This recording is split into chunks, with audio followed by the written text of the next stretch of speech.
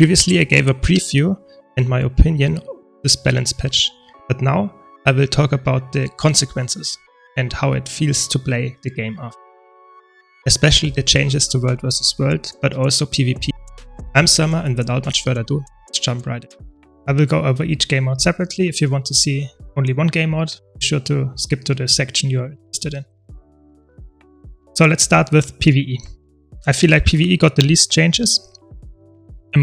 I will only glance over everything and point out the most game-changing changes. So let's start by saying that Celestial change is only in World vs. World. We will get to that later. So PvE is not affected. A lot of builds, especially support builds or solo builds, use Celestial equipment because it's just the strongest, and therefore it's not affected. So it's very strong still. So let's go to Elementalist. Doesn't have that many crazy changes for PvE. So, and some Tempest buffs, that's nice. Tempest was a very good build, and now it's even better. Has more access to stability, that's actually really nice. And also the condition cleanse is good. The Weaver change is not that impactful, but the Catalyst changes should help. Weakness Catalyst for sure, and also maybe some healing variant, but I feel like that's still way below Tempest's power level. Engineer, yeah, some nice changes, but nothing crazy. Some might in addition to the quickness on Scrapper, that's nice, it will help it out for sure. It's nothing special there. Guardian, really nice ammunition now and hold the line, maybe it's worth using now. Some other underused skills got buffed. I feel like Honorable Staff is now really interesting because it will grant your Empower also some endurance.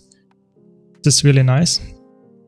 They nerfed a little bit the damage of your spear, which is fine because it was really high damage, especially if you stood in all of the Solar Storm hits.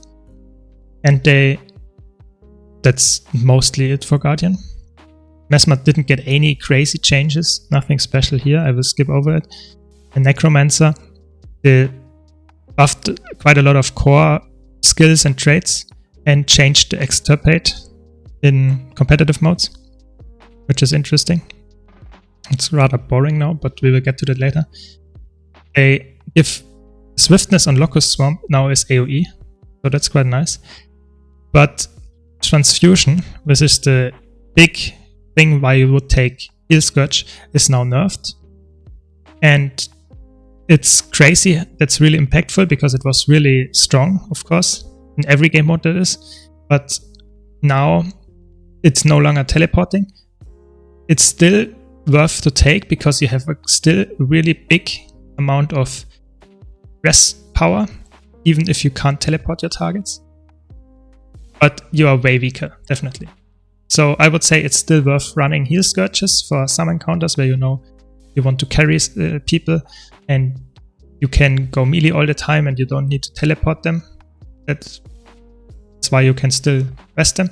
But if you want to, for example, teleport them out of a Bone Scanner AoE or something, that's not gonna happen anymore. So, nothing crazy here. Blighter Spoon and Soul Eater got buffed on Reaper. That's actually quite interesting. So you can get some more healing here. Ranger, nothing really important. Revenant also just some bug fixes, but I think the damage is still the same on the spear. Some buffs to Renegade, but nothing crazy. Eve, support Spectre got some buffs, that's nice. But nothing really game-changing, I think. Because it's quite hard to play, and if you can play it, it's quite well. Works quite well in most encounters, but it's really hard. So I would say it's most of the time not worth the effort to play. And then some warrior changes. Nothing important here either. Some buffs to underused skills, and most important thing is that spear got nerfed, even in PvE. But that's fine, I think that had it coming for a long time. And they got rid of the evade on the spear F1, which is a little bit sad because it was really strong in PvE, but for the other game modes it's definitely needed, so it's that. And then you have the Defiant Stance Getter change so that the cast time is longer. That's good as well. So that's it for the PvE changes. Now we go to the World versus World changes. So the biggest one is right here in the beginning. Celestial equipment will no longer grant concentration and expertise. So we discussed it in the video I made before, the brief, when they showed this preview a few weeks ago. But it definitely is a huge impact on not only roaming builds that lose Celestial gear, but for all the Zerg builds that were running Celestial in the last few months as well, because they are so oppressive and now they lose their concentration, so their boon duration, and their expertise, so their condition duration, and they will for sure not run Celestial anymore. The only exception to that rule is probably Scourge. Scourge is still fine with Celestial because it still gets enough out of the other stats, but all the others, for example Firebrand or Renegade, are major nerfs because they were mostly running it for concentration and now it's completely gone, so they lose all of their boon duration, most of it, and therefore it's not worth it. So for Zerg it's a huge nerf, and for the roaming builds I made some videos about Harbinger build or the Signet Catalyst build. They got all hit quite hard. I think the Harbinger build is for sure gone. It's not, at least not with Celestial anymore. It's you lose so much boon duration and expertise that your damage is noodled. And then the Signet Catalyst actually got hit as well, but not as hard as the other ones. So I think it's still worth running. Be sure to check out my roaming video, roaming montage, where you can see some fights, and it's still very strong. I feel like it's still probably one of the best, if not the best, roaming build. So the Celestial nerf, yes, it hit them, but the others got hit way worse, so it's probably still really good.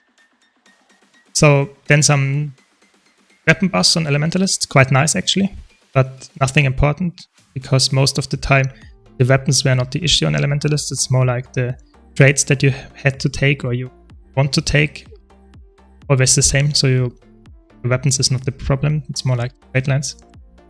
Some, like I said, Tempest buffs, really nice for Zerg builds, and Engineer, nothing important. Guardian, like I said, Spear nerfs, quite important actually for Zerg plays, but also for roaming, quite nice, because it was really high damage. Now your Mace 2 also heals on impact, that's actually quite nice for a support build. Mesmer is not that important. No important changes. Then the Extirpate is gone, so the boon application Nile is gone, so it now inflicts weakness only. That's quite boring, but apparently it was really strong in GW2 or something. Stacked this buff and it was really oppressive, so I guess that's fine. I think Necromancer Spear still has a lot of problems, and this doesn't solve it for sure. For Necro changes, yes, I think it's still too weak. And Transfusion nerf is really hard for World vs. World, of course, as well. Because you could reposition your down targets, was really strong, even on a 60-second cooldown. And then Ranger, nothing important. Some buffs to Revenant, but also nothing crazy here. Probably not worth running any as a power build. Thief changes, the most important one probably is that some X-Thief nerfs, but also not that crazy. And then some Warrior nerfs, the same as in PvP. We will get to that in the PvP section. Okay, that's it for World vs. World. Like I said, Harbinger build probably not worth running anymore, roaming, and Celestial Signet Catalyst is probably still really strong. And so Relic of Rivers only got changed in PvP, so now the Alacrity duration goes down to 1 second. And the regeneration duration to 2 seconds. That's definitely needed. Now it's still worth running on some builds that dodge often, but most of the time it's not worth it. Because it's okay, but it's not the best one. It's good, that's how it should be. And then we have some nice dagger buffs, like I said. Nice, but probably not game changing because the trait lines are the issue here. Tempest buffs, really strong. I played it, it's really fun to play in PvP as a support. It's probably still worse than Chrono, but it's getting way closer. So maybe we will see a Tempest soon in the monthly AT. Nothing Weaver, nothing Catalyst. Engineer, like I said, one Holosmith change that might be worth running, but most of the time the super speed trade is way better, so there's that. And then Guardian changes, the most important one is probably the Solar Storm nerf. Really good for PvP, because it was and is still really good in, say, ranked or even in competitive play if you want to burst someone. It's crazy how much damage you do with this skill. Hunter's Fortification is actually really good now. It was before also really good. I would say the change is okay. Nothing crazy, but it's now... I think it's improving my decap PH build. So be sure to check that out. And then we have some Mesmer changes, some nerfs to healing of rival or, let's say, inspiration trade line. Really needed. Now it's more in line with the other supports, but I think it's still the best support currently in PvP, which is okay, but should be more choices, so probably Tempest buffs, not enough. Let's see. And then some changes, like I said, to Spear Necromancer, not that important. Still think it has a lot of issues and is not crazy good. Even though it's fun to play, it should be better. Especially the 3 and the 5 skill are really weak, I feel like. And then some changes to core. Traits and skills, that's good. Buffs mostly. And then the Reaper buffs, maybe you can play some Power Reaper if you're really coping, but I feel like it's still not enough. Damage is way too high in this meta, and Reaper doesn't deal enough damage to be worth using in, let's say, most circumstances. Maybe I will be wrong, but I think it's not enough. Because you have to drop the quickness trait, and the quickness trait is so strong. So no crazy ranger changes. Revenant, they nerfed the support capabilities of Revenant, so that's mostly for support Vindicator. It was really oppressive in some bunker setups. Now it's way worse. I think that's okay. You don't want bunker ref, but I think a support ref would have been nice, but no. It's not that good anymore. Thief, yeah, nothing important. Most important for PvP is probably the X nerf. It was really oppressive. It's really hard to dodge. So much damage. I think it's still dealing a lot of damage, so there's that. And then, most importantly, they nerfed finally the Spear on Warrior. It was so strong. Bunker Warrior was crazy. Bunker Spellbreaker in particular. Now the evade is gone, and it's now way worse because also the Defiant stance increased the cast time, and the Balance stance has a cooldown. So you have way less agency in your 1-on-1s or your outnumbered situations. So I think that's good. That's how it should be. Some buffs to underuse skills. Some support warrior with to the limit can be played. Let's see. And they also nerfed full counter.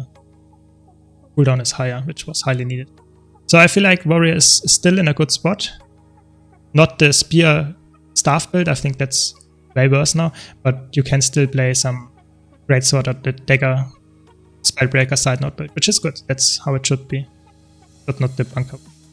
So that's it for the balance changes and my, let's say, review after a few days of playing it. I hope you liked it. If you did, be sure to leave a like. Let me know your opinion in the comments.